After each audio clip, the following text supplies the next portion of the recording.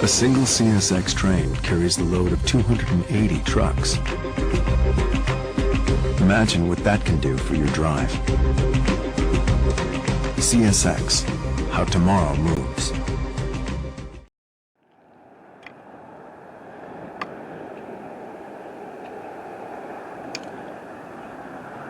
How is this for a collection of railroad goodies?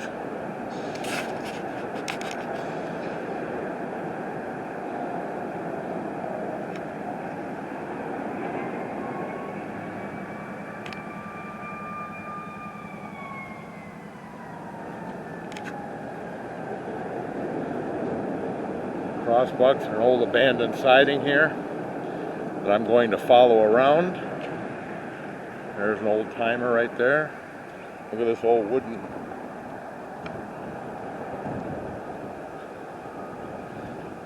This probably still has juice to it. It's crossing 904-548, Y as in Young.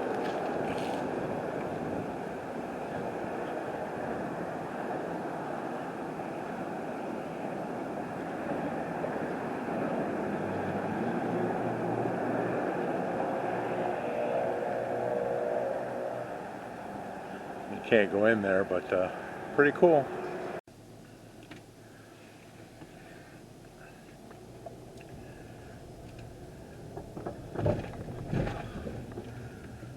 Pretty cool.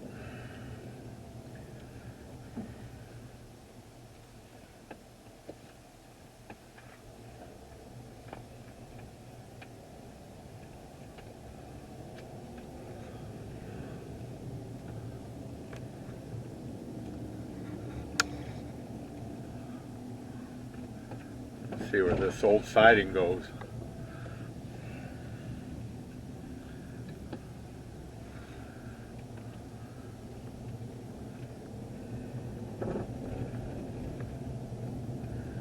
Still there.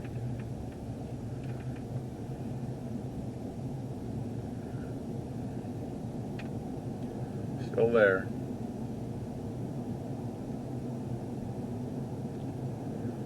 No stopping. Stopping.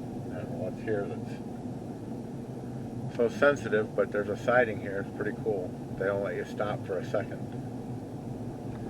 They got scissor wire, no trespassing, and all this stuff over there. So maybe it's a bonded warehouse or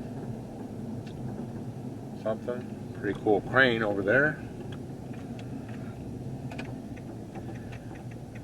Oh, it's the Norfolk shop. Norfolk shop repair.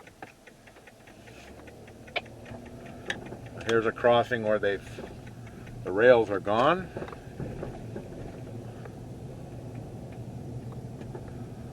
Let's make one more little turn here. Go back around.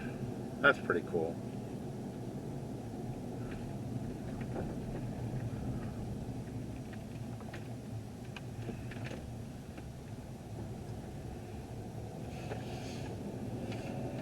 So this is at Virginia Beach 464, 64, and this road, I don't know what the name is, Bainbridge. That crossing's long dead because the rails are gone. That's for that siding, cantilever.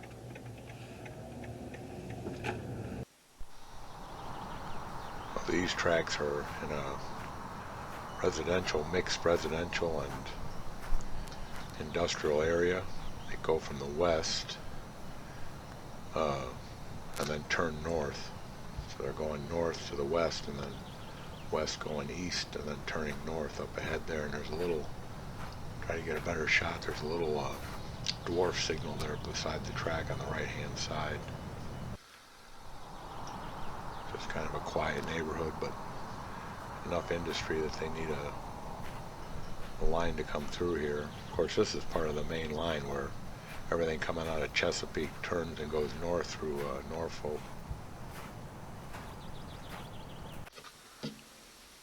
Well, I'm back in my car now. I seem to be attracting some not welcomed attention, but I wanted to show you that little dwarf signal. It's kind of there to the right of the track.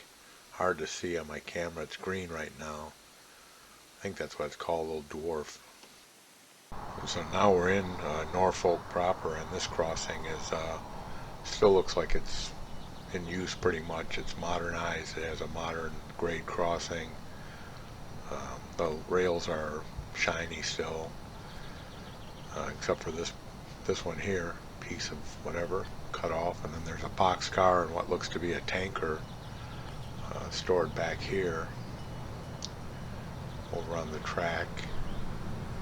I don't think this is a main line. I think these are all sidings going to the various industries behind me. I don't know how long those have been stored there is anyone's guess, but the rails are shiny. And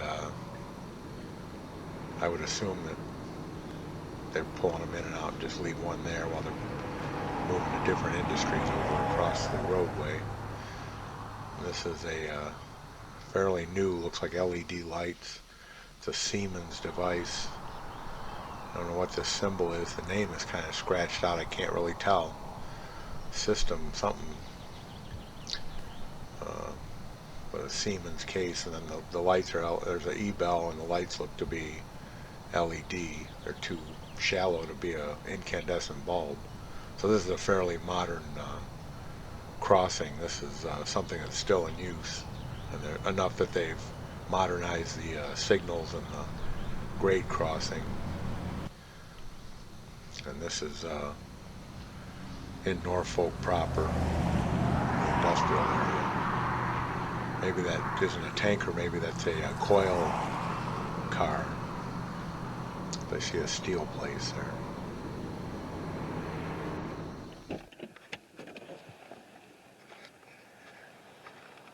Here's a scraggly old crossing.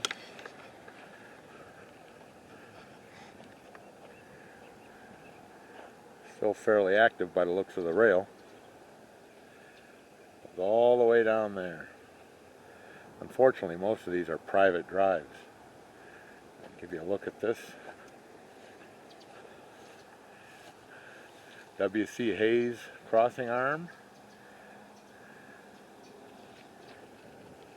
I don't know what that symbol stands for on the bottom. W.C. Hayes.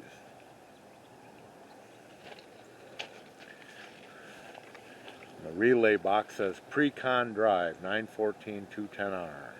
I was on eBay and I put in a bid for $2. And I got these. These are Illinois Central Gulf Railroad timetables, Midwest Division. And they belong to an employee. And if you notice, there's along the edge is a ruler. But inside, it has the speed tables, put safety first. It has the Midwest Division map.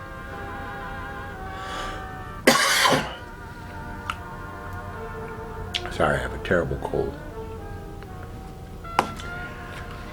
And then it has the placards. Quick reference guide to all the different placards, chemical placards and what have you. And then it has division special instructions, and then the various timetables for different, so the Louisville district and everything. But anyway, they're both the same, except for the color. And they've got the stuff on the back that shows all the different placards and different cautions and warnings. But anyway, these were $2. And the guy was on eBay, and so I put a bid in, like it gave me a warning that there was 15 minutes left. So I put the bid in for $2 and I won. But then when they got here, I noticed that the poor guy had spent $8 on postage. So I wrote to him, I said, hey, I bought these for $2 and you spent $8 on postage.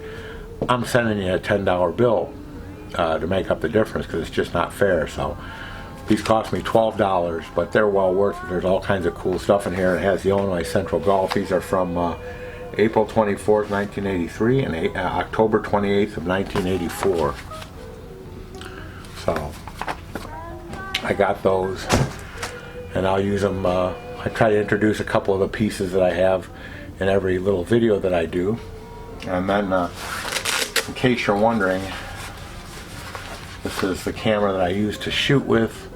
This is a knockoff of the Sony Handycam.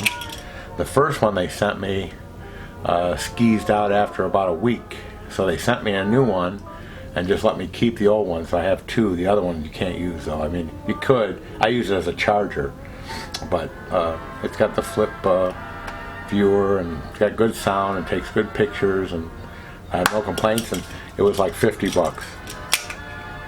Don't ask me to pronounce the name. I don't know. Pardon me again.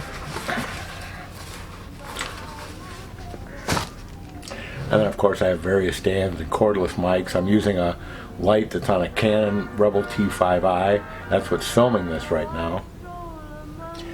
It's a camera that my kids bought me. So it has a light, it has a handle, various lenses. A really, really expensive camera would be for me, but they all chipped in and bought it for me. Pardon me again. And so anyway, on with the show.